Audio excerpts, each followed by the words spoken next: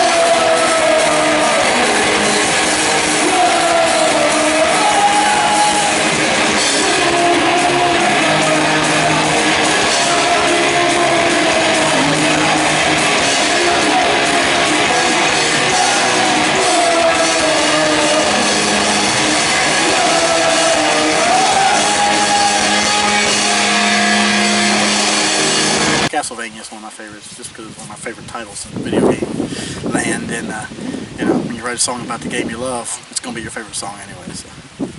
What are you doing, Storm? Putting on makeup. So tell me about your makeup. Like, how did you design your look? I just wing it. I was like, I'm gonna do a skeleton face, and I did, and that was it. I guess you could say I'm going for the whole logo guy that we had, Mr. Reaper. You know, you've seen him. And, he's the guy with the top hat and the skeleton face and the beard. I was like, oh hey, that's where it is. It's easy that way, you know. I really can't see too well, so it's gonna look like poo. I should have put the fucking mask on first. Son of a bitch. Do you want to wear this? Oh, I just Cloroxed the shit out of this. Let's do it again. Because I remember taking it off and my nose was running, and it was just like, I took it off and it was like, all this shit came out of it. It was disgusting. I was like, Virginia's wearing this like flamey dress thing today. She's like, do I look stupid in this? Like, no. I'll be right back.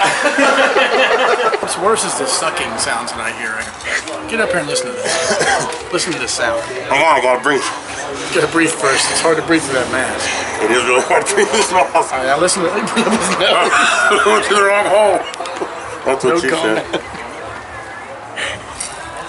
Isn't that gross? It's like reading the back of the Salem's Lot book and the sweet sucking sound.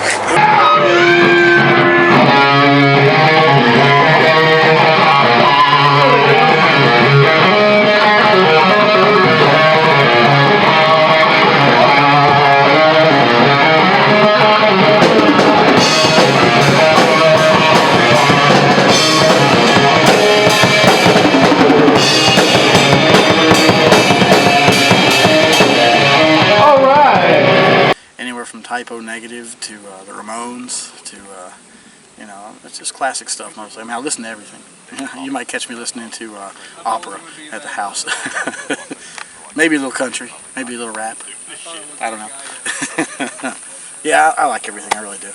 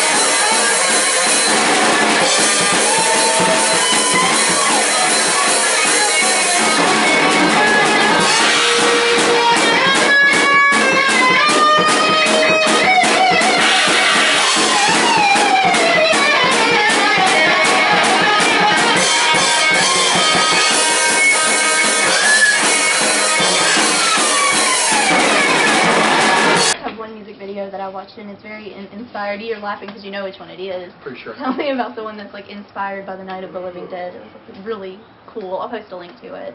Wait, are you talking about the Evil Dead one? I believe so. Yes, the Evil Dead. It's badass.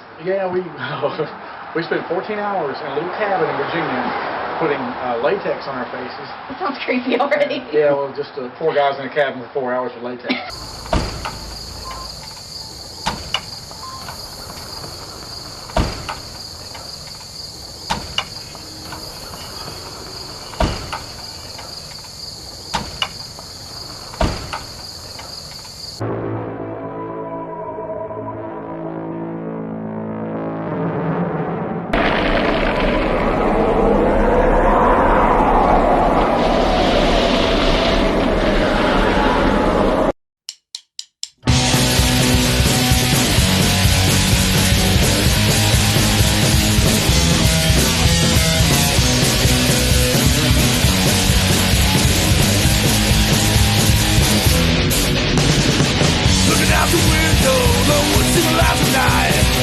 Oh, I've got desires I just can't seem to find.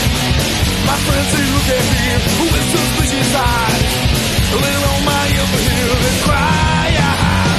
Now you're one of the evil men, and what you feel is to the bed. You wondered if you'll ever make it right. Since you're one of the evil men, and put a bit of doctor in your head, your friends ain't gonna make it. Yeah.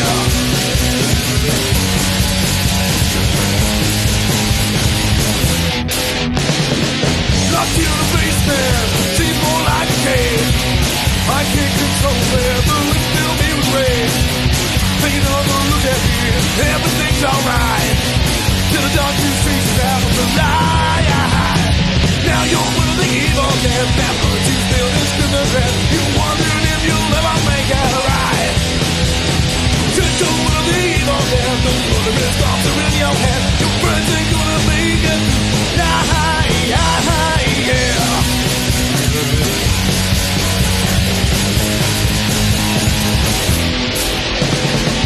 My skin is brittle, it's almost like I'm dead.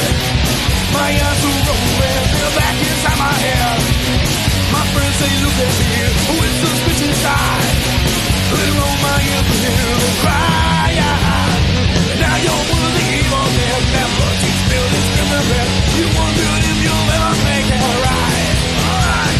Since you're one of the evil men, don't let the wrist doctor in your head. Your friends ain't gonna make it through.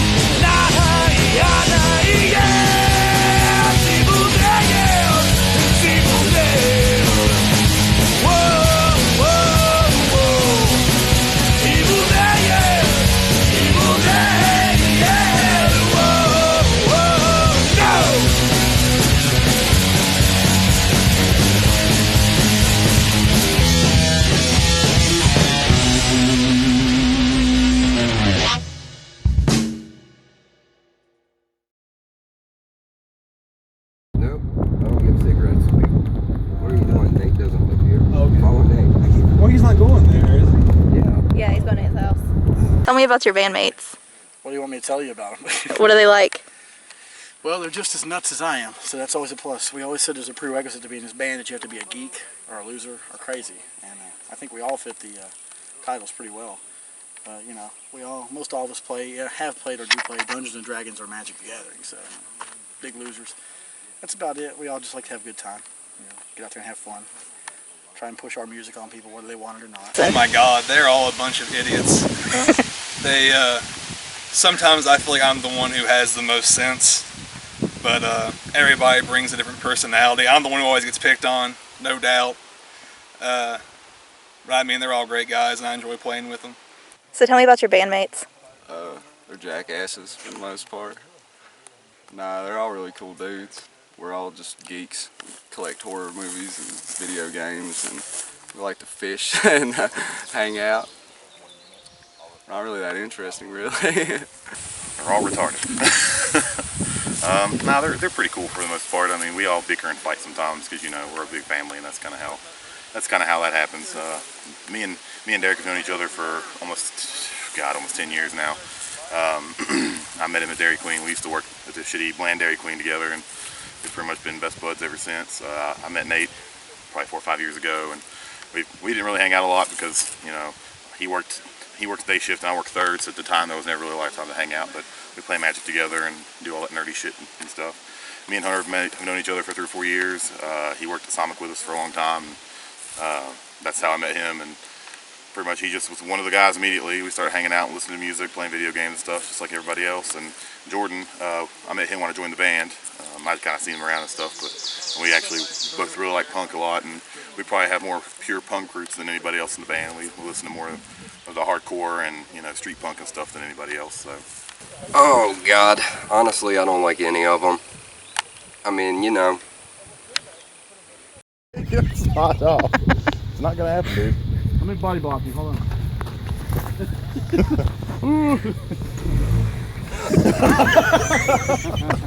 He just forgets it's important. Bye. Nice to meet you. Let's do a song called, let's get that song called Beware out of the way. Yeah. Thank you, Mr. Jamie.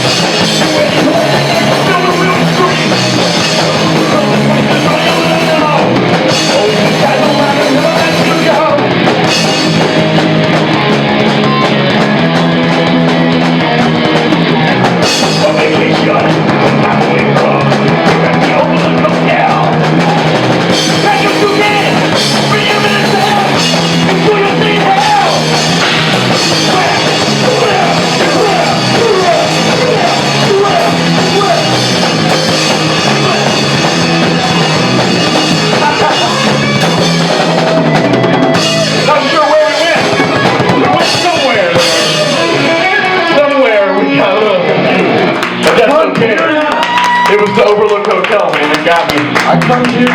I felt like drinking a lot and writing a book. It was the heroin. Yeah. It was probably working no play makes Jack a dog boy.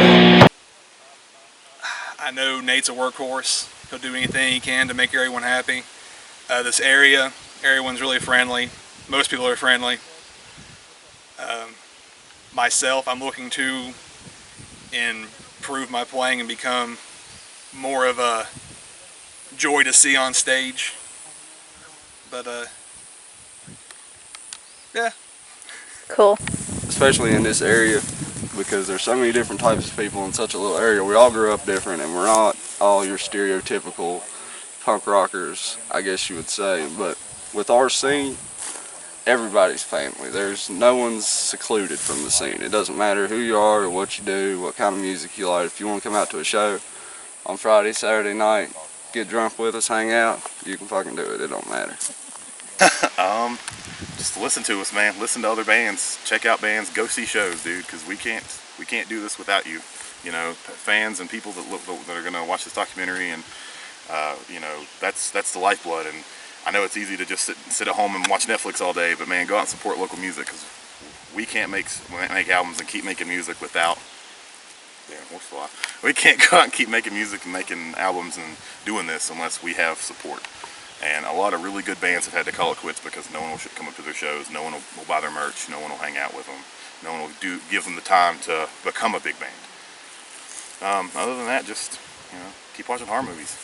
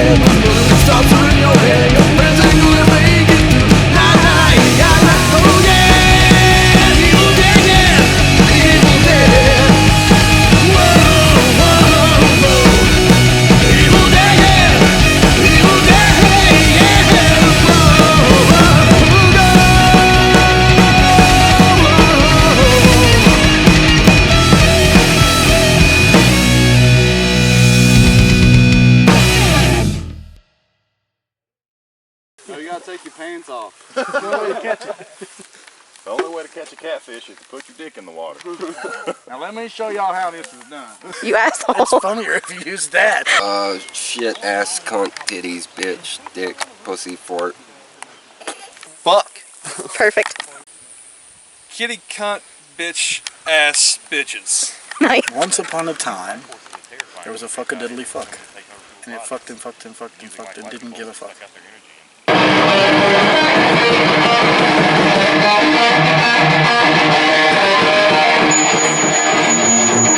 That's the number of the bees. I know. Okay, I was playing through. I know.